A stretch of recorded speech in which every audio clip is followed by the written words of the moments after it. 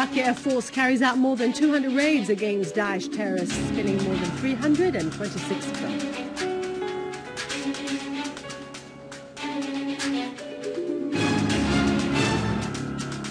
The Syrian Arab Army eliminates many terrorists in several areas and destroys the tunnel used by them in Aleppo.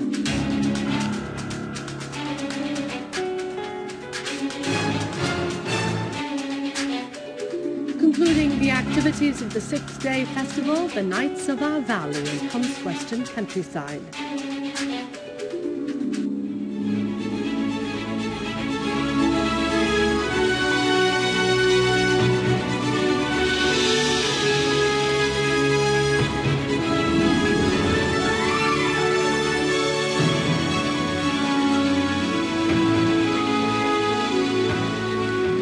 Welcome to our news bulletin. I'm Dania Nizam. President Bashar al-Assad issued a decree assigning Dr. Nader al-Halqi the task of forming a new government.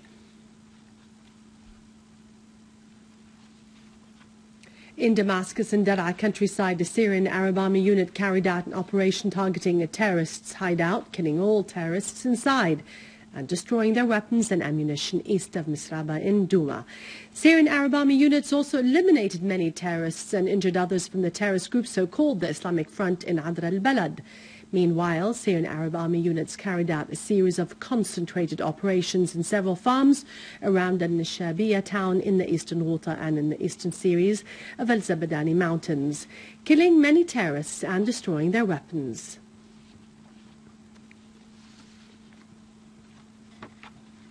4 children and a woman were killed in terrorist attacks by rockets on several neighborhoods in Idlib city. Several rockets fired by the terrorists hit the neighborhoods of al-Sheikh al-Salatin al-Salibi Street and near Fatih Sayyid School, inflicting heavy casualties in the houses and properties.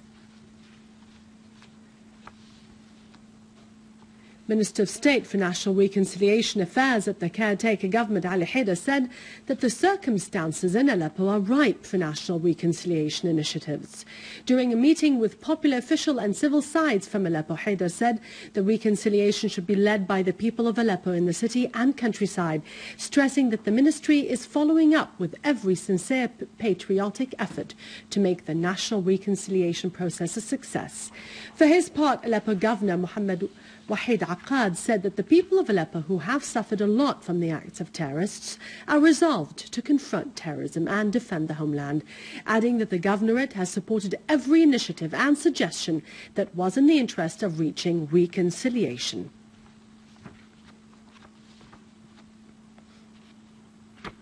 Greek Orthodox Patriarch of Antioch and All East John X Yazigi presided upon prayers at St. George Monastery in Wadi al-Nadara area in Homs province.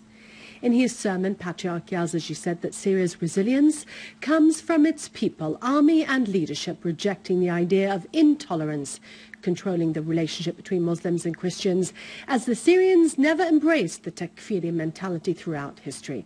Patriarch Yazigi stressed that the Prophet Muhammad instructed that Christians should be protected and treated well, with the monastery itself housing a priceless written letter containing these instructions, wondering what kind of instructions did those who claimed to be Muslims follow when they targeted the Christians in Malula and Mosul. Patriarch Yazigi asked how the world can turn a blind eye to the abduction of bishops John and Paul and to the abduction and displacement of Christians in Iraq, stressing that the Christians of the Middle East will remain in their homeland, even in hot, if circumstances force them to leave temporarily. He asserted that Syria will remain a place of light, hope and faith in its good people.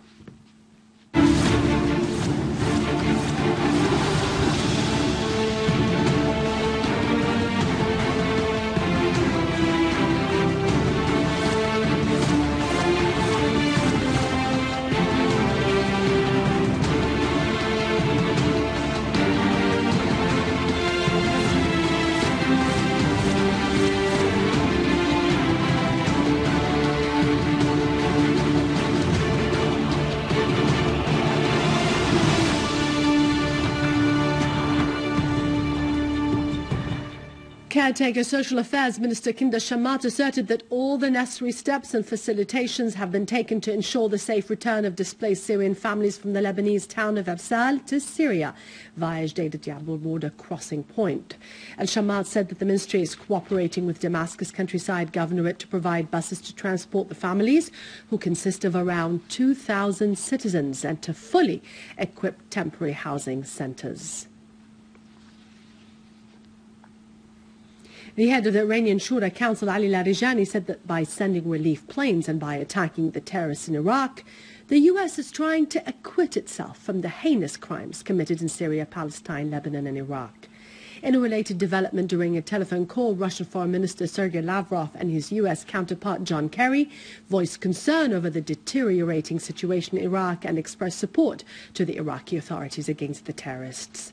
The Russian Foreign Ministry said that the two ministers expressed concern over the dramatic deterioration of the situation in Iraq and asserted support to the measures taken by the Iraqi authorities to fight the extremists of the terrorist organization, the so-called State of Iraq and the Levant.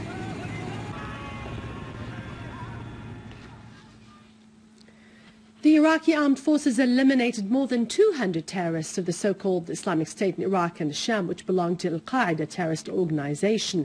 The governmental national media center said that the air forces and the Iraqi army eliminated more than 45 terrorists who belong to the aforementioned terrorist organization and injured 60 others, including an assistant of the leader of these terrorist gangs, by shelling their gatherings in Khansur Castle in Sinjar suburbs in al-Mosul city. In Kirkuk city, a security source announced that 70 terrorists from the same terrorist organization were killed or wounded by the Iraqi Air Force's shelling the hideouts to the south and west of the city. Iran's central bank has said that the 8th batch of its frozen money, estimated at about $55 million have been released within the agreement signed between Iran and the 5+1 group, and that it has been deposited in Iran's central bank account. Thus, the total amount of the released money, estimated at $4 billion, have all been released. European sources have indicated that nuclear talks between Iran and 5+1 group that have been suspended last month would be resumed prior to the UN General Assembly's session scheduled for the 16th of next month.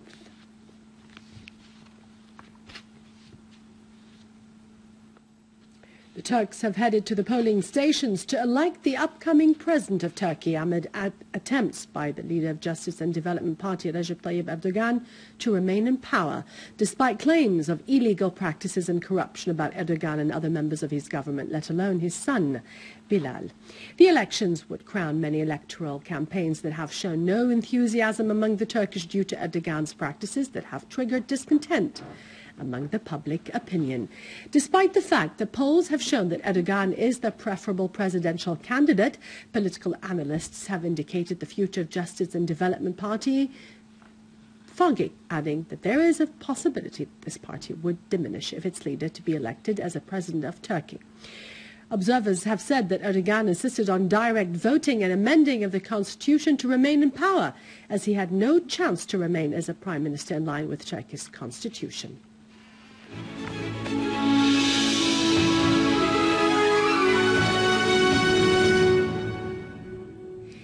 In cooperation with the WHO and UNICEF, Ministry of Health has held a workshop in Damascus under the motto, Natural Suckling, a Lifelong Winning Goal, to underline the importance of natural infant feeding of those children under 6, in particular due to the great importance of its great health benefits for the infants and the mother alike in terms of immunity, let alone raising awareness among the mothers of the importance of infant feeding. Minister of Health of the caretaker government, Dr. Saad Naif, has underlined the importance media can play in boosting the culture of natural infant feeding, adding that Syria is one of the pioneering countries that have for long adopted this culture. Both the WHO and UNICEF expressed readiness to cooperate with the Ministry of Health to support any project that enhances this culture on a broader scale. In Homs province, competent authorities have discovered an ancient basalt stone in an under-construction building, Karmashami neighborhood. Archaeologists have said that the stone is about 1,700 years old.